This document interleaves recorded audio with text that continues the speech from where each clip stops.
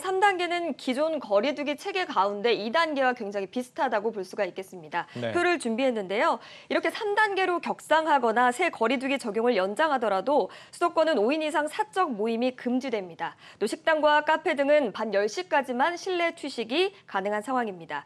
정부는 또 수도권 방역 강화 차원에서 거리두기와 무관하게 예방접종자라도 실내외 마스크 착용을 의무화했는데요. 그렇다면 많은 분들 학교도 좀 궁금하실 겁니다. 거리두기 3단계 때는 전면 등교가 좀 중지가 됩니다. 따라서 초등학교 3, 4학년은 4분의 3까지, 또 중학교와 고등학교의 경우는 최대 3분의 2까지 등교가 가능해질 전망입니다.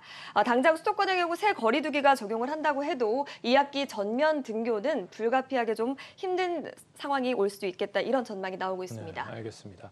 이제 학교 교사들에 대한 백신 접종 논란 소식입니다. 이주 기자가 단독으로 취재를 했는데 교사들에 대한 백신 접종이 곧 시행이 되죠? 네, 앞서서 제가 학교 얘기를 잠시 좀 해드렸는데요. 기초 학력이나 돌봄 문제로 초등학교 1, 2학년의 경우에는 전면 등교를 1학기 때부터 한 상황입니다. 네. 그래서 정부가 지난 6월에 이 초등학교 1, 2학년 교사들을 대상으로 백신에 대해서 우선 접종을 해주겠다, 이렇게 밝혔는데요. 현재 우리나라는 대부분의 학생들은 부작용에 대한 가능성 때문에 백신을 맞지 못하도록 돼 있습니다.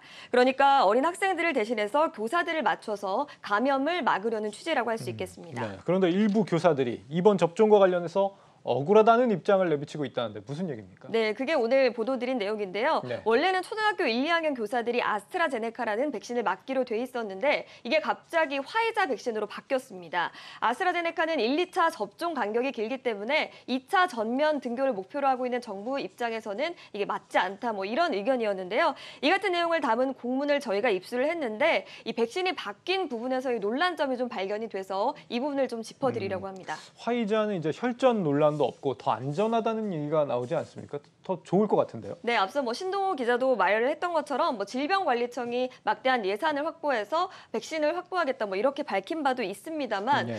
약간 이상한 부분이 좀 있었습니다. 아스트라제네카를 맞추겠다는 시점인 지난 6월에 이 교사들을 대상으로 신청을 받았는데 그때 당시에 이제 신청을 안 하신 분들이 좀 있었습니다. 그런데 이번 공문을 좀 보여드리도록 하겠습니다. 네. 공문이 나오나요? 네, 공문이 나올 것 같은데요. 주요 내용을 보면 이 마지막에 빨간 줄에 쳐져 있는 부분입니다. 그러니까 지난 6월에 아스트라제네카 백신을 놔주겠다고 했고 이때 신청을 안 한 사람들은 제외를 하겠다. 다시 말해서 지난번에 신청 안 한 사람은 맞출 수가 없다. 이런 얘기라고 볼 수가 있겠습니다.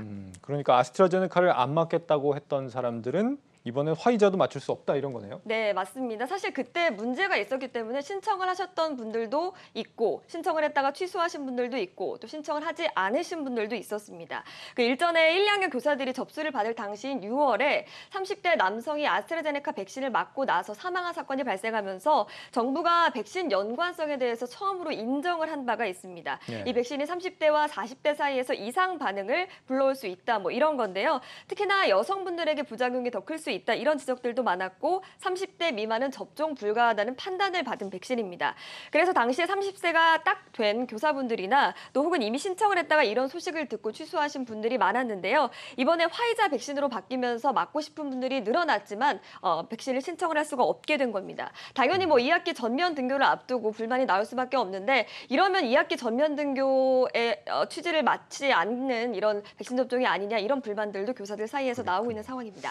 실제 좀 확률은 매우 미미하긴 하지만 이 젊은 세대에 대해서는 아스트라제네카 백신이 혈전 우려가 있었던 것이 사실인데 그래서 당시에는 이제 백신을 안 맞으려고 했던 교사들의 사정도 이해는 갑니다. 이렇게 아스트라제네카 백신을 거부한 사람들, 화이자 접종에서 제외하는 이유에 대해서 당국은 뭐라고 설명을 했습니까? 네, 우선 제가 질병관리청에 질문을 해봤는데요. 다른 사람들보다 우선 접종 대상으로 기회를 얻은 사람이 그 기회를 거부했을 경우에는 다른 국민들이 맞은 이후에 후순위에 접종을 받도록 조치하고 있다라고 전했고요. 아스트라제네카 백신이 마음에 안 들어서 접종을 거부했다면 이건 형평성에 맞지 않기 때문에 받아둘 수 없다, 이런 입장입니다. 네.